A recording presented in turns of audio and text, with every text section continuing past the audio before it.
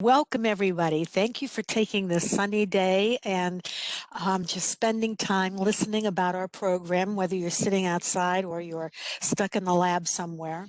We're really pitching this particular presentation to our graduate students who may be from any discipline.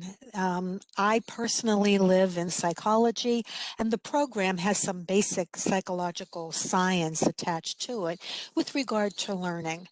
But nevertheless, our graduate certificate program in college teaching should be able to help you in your career goals to become a university, community college professor.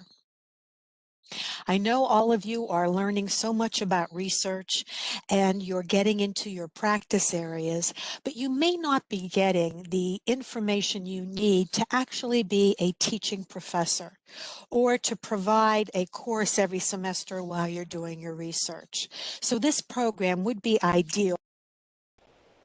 Or if you are master's students or PhD students, if you're in a doctoral program and you're looking at teaching in the future, we have some program flexibility while you're getting your degree. So this is really important, I think, for your career trajectory to look at a certificate that is going to prepare you not only for your discipline, but to teach others about your specialty area. This is an online program, totally online, and it is 15 credits for the entire program. As I said before, it's offered through the Department of Psychology, but any of the departments you may be in. So where are grad students interviewing for college teaching jobs? One is community colleges. There are a lot of ads out right now for professors to come in and work at that community college level. Students who are coming in for the first 2 years of maybe a 4-year degree or simply to refresh their learning.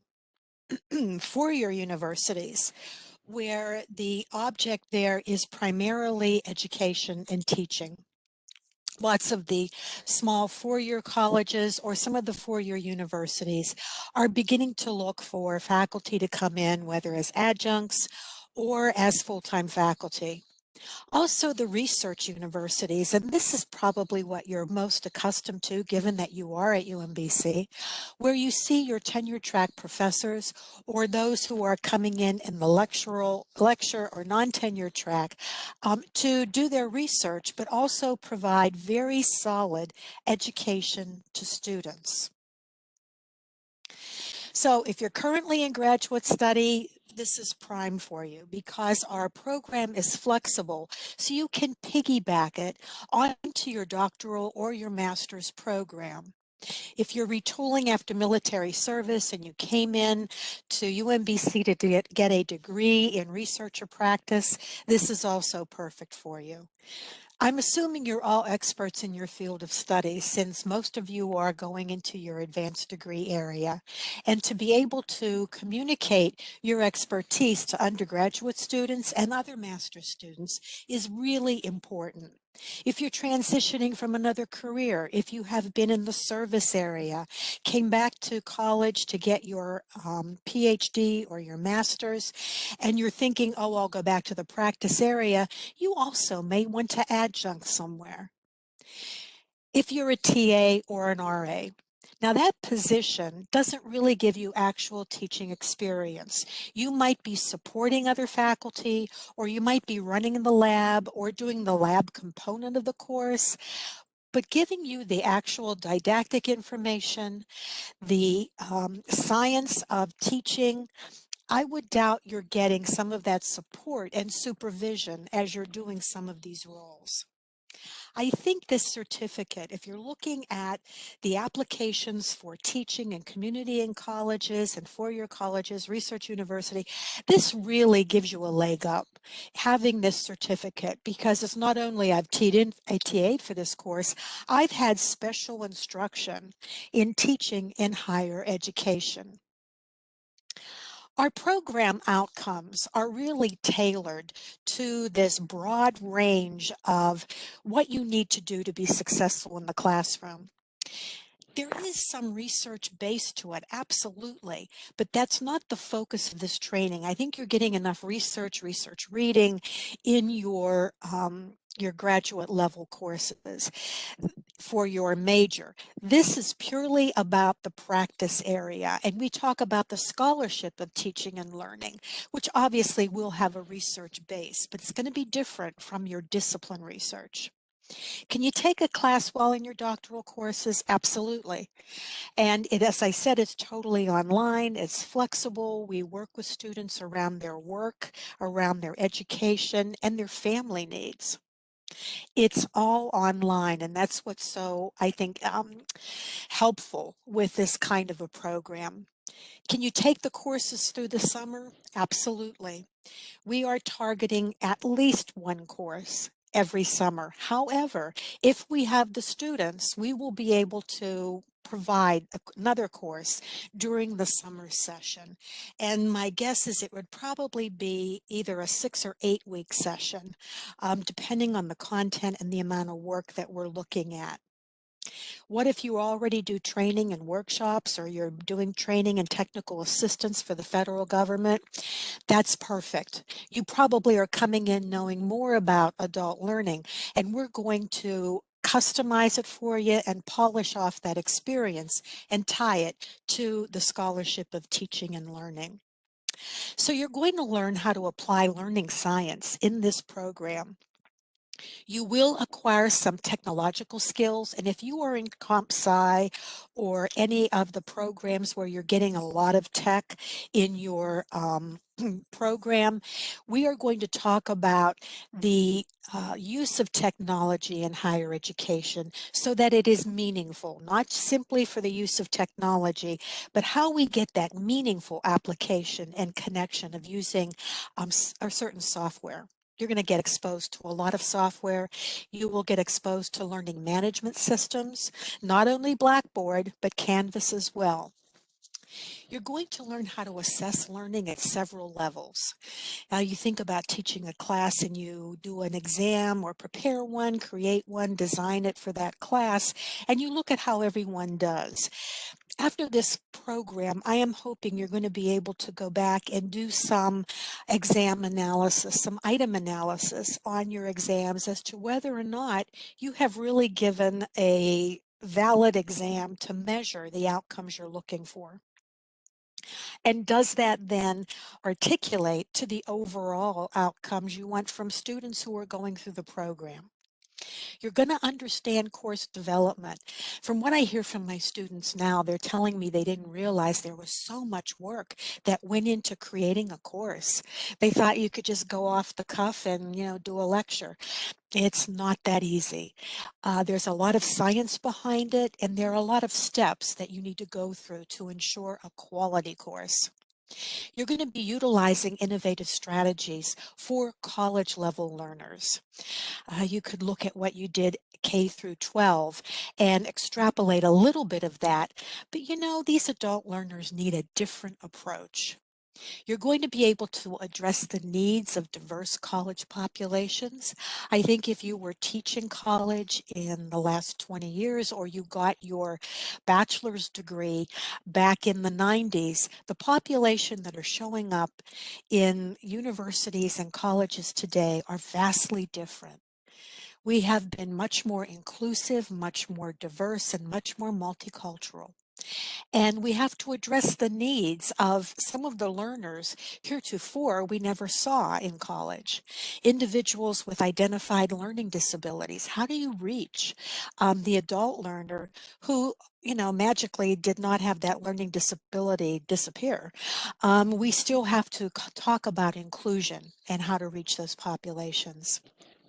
You're also going to complete Quality Matters. Quality Matters is the foundational workshop. It's their flagship workshop that has you look at creating courses whereby your learning objectives and outcomes are aligned to how you measure learning in the course.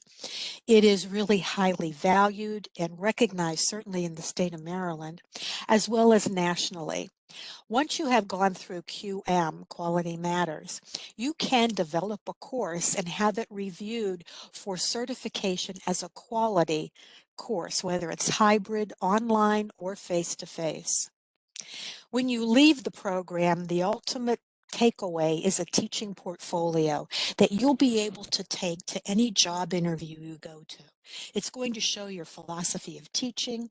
It's going to show what courses you have taught, what your syllabi look like, and how well you have been evaluated, and how creative you were in serving your student population.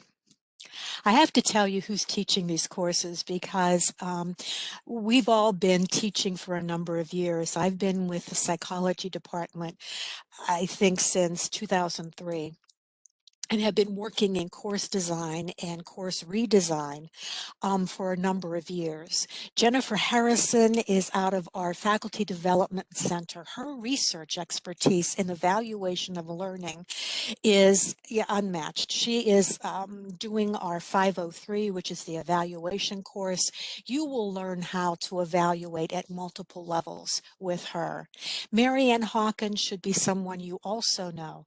She is our IT person. She's our design expert with information technology and instructional technology here at UMBC. And she does the best practices course. So from her, you're going to learn about meaningful technology use and varied software that are coming into play, as well as strategies for learning. Renee, you heard her at the very beginning. She's our program coordinator. Renee knows everything. Any question you have, she's got the answer. And always open to receiving your emails or anything you need to be clarified. Renee's your person. The 5 courses, and I said 15 credits. The first one is 501, Applied Learning Science. This is where you learn Quality Matters. This is the very baseline. If you've had Quality Matters certification before, you probably could move to another course and pick up 501 as a second course. But I always recommend 501 as your first course. Hopefully, if we get enough enrollment, we can offer it this summer. You'll learn how to provide the quality course content. You'll look at the LMS you're using. We use different software to kind of acclimate you to using it as a student first before you begin to apply it as a faculty person. This is your course design, 501. 502 is the best practices. Again, Mary Ann Hawken is our expert here that looks at strategies and andragogical approaches for adult learning in college. And you can apply these best practices, as I said, face-to-face, online, or as a hybrid. Hybrid usually means both face-to-face and a component online.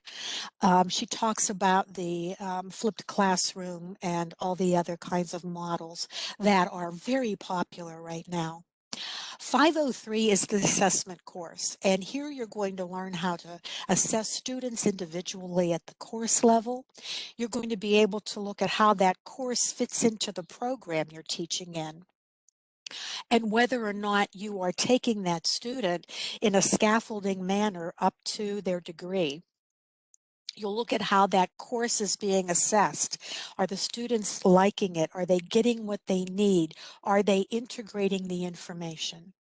And then you're going to learn something about program assessment, whether or not that program level is achieving its goals as it relates to the institutional level. I think folks are always surprised when you find out that UMBC actually has functional competencies that are supposed to be delivered through every single program at the university. 504A and 504B, this is your capstone. This is your teaching practicum plus a seminar. Now, this is 2 courses, but the seminar is only one component. The other hours are spent teaching a course in a classroom or as a hybrid or online. And we help you find a course to teach. Many people like to teach at their home institution. I have others who are already in community college who are using the course they've been teaching, and they've come back to acquire this certificate. So they can kind of just dovetail with their own work history and getting this certificate. If you are involved in a department that already has you as a TA in a course, I will help work with you and with that department to see if we can get you a course that you know about so that it's not, you know, designing this course from groundwork. Time to complete, you can do this in a year if you have the time. But I find that if people pace their learning and you want to give due diligence to the doctoral program that plan that you have in place, whether or not you can take one course a semester or only do these in the summer. Most of these are 15-week semesters. However, in the summer, it's more than likely the 6 or 8-week. We have kind of this totally online, but with self-paced process you go through, but within deadlines. Psych 501 is usually in the spring and fall, and maybe in the summer if we have the numbers. It provides the foundational content. Now, you could take this with 502 or with 503 if you have the time to take 2 courses. 502 right now is offered in the fall and the summer. This is our consistent summer course. It provides best practices and technology, and you learn how to engage the college learner. 503 is offered in spring and summer, and it provides assessment and evaluation of learning content. How do you map a curriculum? You may have heard mapping the curriculum in maybe some of the faculty meetings you've sat in on, or heard at any of the faculty development programs, or in your CERTL programs you may have participated in. Psych 504A and 504B, again, 6 credits. This is the teaching practicum. This is where you come out with a teaching portfolio in hand. Now, those clock hours, because of MHEC, are listed as 135 clock hours. I would say most people teaching a course over a 15-week period probably spend more hours than that because you're constantly looking at student work, communicating with students when you're teaching a course. But for our purposes and for MHEC to appreciate what you do in the classroom, we have to follow their rules on the minimum of 135 clock hours. Our seminar and supervision is one-on-one, and if you have 3 people in the seminar, 4 people, we still run it because it's connected to your teaching practicum. And again, that important teaching portfolio that you leave with. So, master's degree in any discipline or currently enrolled in a master's program is fine. We like to see a GPA of 3.0 or higher. GRE scores not required. I'd like to hear a focus statement from you, what your goals are in doing this, because I want you to invest your time and your money well. We don't want you coming in just to have a little certificate off on the side if you decide like 10 years from now you want to teach. I want to know that it's going to be relevant to you and that we can draw on your prior life experience and work experience, and how that certificate fits in with your own personal goals. It's one size doesn't fit all here. If I know what your goals are, then I can kind of customize your course of study and how we emphasize certain areas for you. Um, we'd like to see some good recommendations from either your faculty, your doctoral mentor. We do want you to weigh in with your doctoral advisor. This is very important because in no way do we want to jeopardize your progress to complete your dissertation or get your degree or your thesis. All right. So a resume would be helpful for us to see the level of work experience, which may vary. If you've done any internships or any grad experience you have that you've assisted with particular courses, that also helps us look at the value of the program for you. Tuition and fees, this goes back to fall of 2020, and I always rely on Renee on this because I don't keep track of what they're doing with this per credit charge. But it's $675 per credit right now, which includes your online technology fee if you're a Maryland resident. And of course, if a non-Maryland resident, then the other value here applies. You can go to financial aid in the scholarship office, see if there's anything you can apply for. The student business service is also very helpful for you. Or if you're on a grant, or if you've already got a assistantship for completing your dissertation and you could, pull in some of these courses into your over full-time GA, that also could work. If you apply just because you came to the special session, we can give you a little waiver on the $50 fee to apply. So I would say if you're unsure, apply. If you're at all interested, apply and see how we can customize your progress through this certificate program, again with an eye to your graduate degree completion. So I'm going to open this now to questions. Both Renee and I are here, as well as Dustin Hodgson, who is our project manager at DPS, which is professional studies. So any questions for me, or were there any questions in the chat we can address, Renee? Hello, yes, thank you. Again, if you do have questions, you can type them into the chat, or if you want to unmute and ask them. We did have a question about possible transfer classes, and is it possible to transfer other classes into this certificate? I think it would depend. It would be on a case-by-case basis. This is, as I look at it, if you have completed something in education or you have taken a course in program evaluation, we might be able to do that, but that would be on a case-by-case basis. And we did have a request to share the slides, which we are recording this, so we can also send that out as well. Mm-hmm.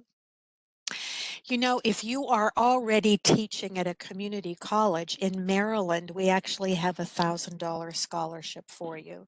So, if by chance you were in that UMBC, CCBC kind of a program that allows you to teach with your master's, it would behoove you to let us know that because it does discount your tuition for that first semester. Now, there is a question of, is it possible to audit some of the courses? Can you audit some of the courses? I think that's possible. I would have to check with, I think you still pay for the course and the course would still cost you, but you're talking about just not getting a grade. You can do that. I just would tell you think about the logic of it, because if you're going to come in and audit, we would expect to see you there. You might want to do some of the projects. They're very relevant. We don't have exams in this program. What we have are projects. One project may be the syllabus. So you start in 501 and you start with the syllabus and using quality matters. You go to 502 and you learn about the different kinds of strategies that you could apply to that syllabus with regard to learning activities, how you build that into that syllabus. Then you go to 503, you learn about the rubric you're going to use and how you evaluate learning in that syllabi from the course that you've started back in 501. When you get to 504, our hope is you're going to take that syllabus into your practicum and use it. So it's a nice flow of having you reach your capstone course already having worked on the syllabus you're going to be teaching.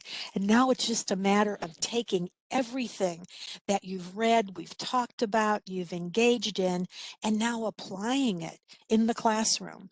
So if you're looking at workload and you're thinking about, oh, I can't study for an exam, understand this is professional studies. This is application. So what you leave with is a product that you are going to take out to the field. It's not, oh yeah, I got an A in 501. It's more or less the project that you've learned how to develop throughout your time taking the courses. I think that might address some of your concern about taking it for credit. Okay, and so just the questions of offering the courses in the summer. Is Psychology 501 still pending? And is there a plan to offer 501 and 502 in the summer? 502 is right on the books. That will be offered. 501 will happen if we get enrollment, yes. Right now I think we have 8 to 10 students who are already in the pipeline who've taken 501. So if we offer it in the summer, it would need to be our graduate students, the group who is interested in this particular open house. Otherwise, it won't start until the fall. So if you're interested at all, I would say apply so that we can run the course. Yeah. Now, is there an age limit to apply, or do you just need to be in a graduate program currently? Oh, no age limit at all, not at all. Yeah, just that you're in a graduate program. That's fine. A lot of our students are actually coming back. I've got 2 attorneys who are taking the courses, and one is getting ready to retire but would like to teach law school. So she's getting her certificate. The other is thinking of a career change, and although is in higher ed as a lawyer, she would like to take those skills into the classroom and maybe work in a community-based community college to engage paralegal courses. So any age, retirement to just going into out of my bachelor's degree into my master's program. Okay, and just to clarify on the earlier question, so one could potentially complete 502 and 501 during the summer. Yeah, absolutely. Yes, you could. Okay, and then we do have a question about what are the typical roles outside of Maryland that this certificate could you prepare you to apply for? Any teaching job that you go to. When faculty look at applications for faculty positions, one of the things that we look at is your research experience. We look at your service in the community as well as your teaching experience. And what really puts people ahead in that teaching role is if you've had teaching curriculum, you've had some preparation as a teacher, and you've done maybe a course with supervision. Being a TA or RA, it's all very nice, but when they look at that, they say, but you really haven't taught. So I think this gives you an added advantage if you have the certificate, and that would be anywhere, even outside of the state of Maryland. As we look at applications that come in from all over the country and psychology for faculty positions, it's very important that we bring in people who can teach, which is the primary mission of any university. Okay, and we do have a question about the dates for applying. Mm-hmm. And if you are accepted, when would you start? I think the start time is up to you. If you want to apply, you can start in the summer, you can start in the fall, you could start in the spring. It's up to you how you want to pace yourself. And I would tell you, keep an eye to your doctoral program plan, because as I said, you need your doctoral advisor or your master's thesis advisor's permission. I'm sure they would not appreciate you doing something different without getting an acknowledgement from them that, yeah, I think you have enough time. Sometimes it's just helpful to go to the advisor. Did I leave off a question? I think there was a 2-parter there. Well, the application deadline. So the posted application deadline for summer is April 15th. So it is best to apply by the deadline, but to ensure that everything is processed in time. But if you might not make it, let me know. We'll put my email back up there, but let me know if you may not make the deadline, and we'll see if we can get it processed in time. Oh, there it is. Yeah. That would be helpful for you to apply as soon as possible, even if you have an inkling, because we need to be able to mount the course and to put it on the schedule of courses or classes. So knowing that by that deadline in April is kind of a university date, and it's very helpful. If we can mount the course and you're saying, I think I'm coming, I'm 75% sure I can do it, that would be helpful to go ahead and apply. And we had some questions about the requirements for the application and where to apply. I did put links in the chat for both the requirements for the application, and you apply online through the graduate school. And we have a question about how likely is it to be accepted as a professor versus a community college professor? And if you could share useful inputs for success. Yeah, I think either higher ed setting would appreciate this certificate. If you come in for a community college position and your experience is predominantly research, they're not a research university. So they're going to be looking for some teaching experience or some supervision and practicum that you have done and a teaching portfolio. So I think for the most part, this really helps you if there's any interest in going to the community college. Community colleges are very diverse populations. They do a lot of hybrid online learning, a lot of technology. So I think we kind of help you with that in preparing you for the reality of reaching populations that can't drive in to the institution. Particularly if you're out west. I'm thinking of the state of Washington, where there's one community college that simply just reaches out to the entire state. Very well known for their technology and their outreach. Governor's University is actually a four-year college that I think we also help you with some of the online colleges, whether it's Strayer or Governors or Capella. It's teaching you how to do this in an online manner without losing some of the important criteria in teaching adults and the strategies and engagement. I mean, it all sort of comes together. And frankly, for four-year universities, research universities, I think this gives you the opportunity to build that teaching portfolio while you are doing your research here at UMBC. Okay, is the online course format synchronous or asynchronous? Very good question.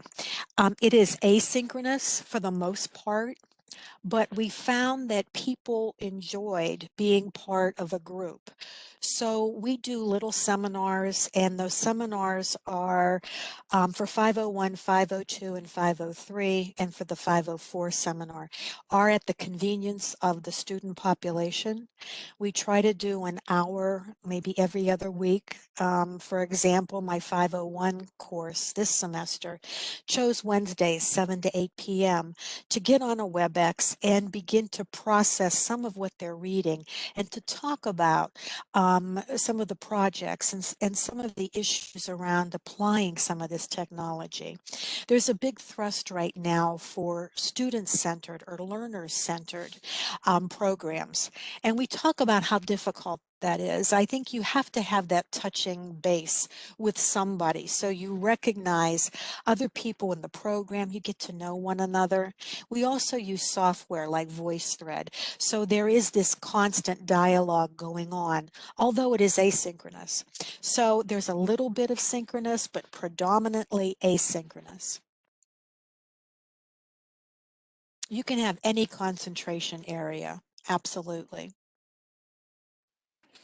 Okay, so a kind of a question along the any concentration area, if they're getting a master's in teaching for secondary education and they wanted to teach theater at the college level, would this program be a good fit for them as well? I would think so, because you're going to have to learn how to approach college level learning.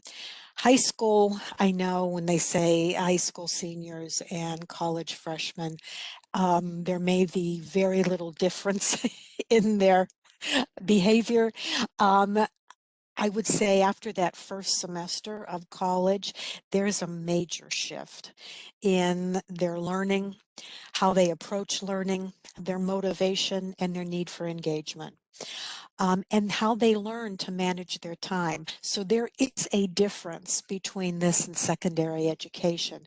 So if you want to apply your expertise to the college level learner, I would think the certificate would help you do that. And we could work on how you can up the scale of the course that you're teaching in secondary education to meet the needs of the college level learner. Absolutely. Well, I do want to remind people that both of our emails are here, so if you do have questions, you can email us separately as well. But I just wanted to check and see if there are any last minute questions or questions we missed. Can it be done part-time while working full-time? Oh, you can do this part-time. You could take as long as you want, basically. If you want to take one course a year, you could. I think when you come into your master's, if you're early in your program, it would be ideal to try to pace it out with your graduate plan so that you can fit a course in maybe every other semester or in the summers only. I think it's up to you and what your program plan looks like. Most people try to get out of their graduate programs, by 4 years with maybe another year and a half for dissertation. So look at how your program requires you to progress and how you can fit it in. We'll let you do it part-time. May I ask a question, please? Oh, of course. Thanks. So you mentioned actually that if you are doing research from UMBC, you may use this for building up the teaching profile. So I'm a student who is doing PhD from UMBC, and first of all, thank you for the great seminar. So would you recommend someone who's trying to go for a research-oriented professor position to pursue 501, 502, or what other kind of combination would you recommend, please, other than working in a pathologist, that aside, yeah, research-oriented? Yeah, I think you have to look at the career options you have. There are very few professorships that are purely research, unless you have pulled the mega grant out from NIH for the next 5 years. If you are hired by a university, you are going to need to teach. So identifying where your specialty is, and maybe it would be teaching a research course. We could certainly take you through all three of these courses that are fairly generic, 501, 502, 503, because they're not discipline specific. They're going to give you the skills to apply to any course that you are teaching.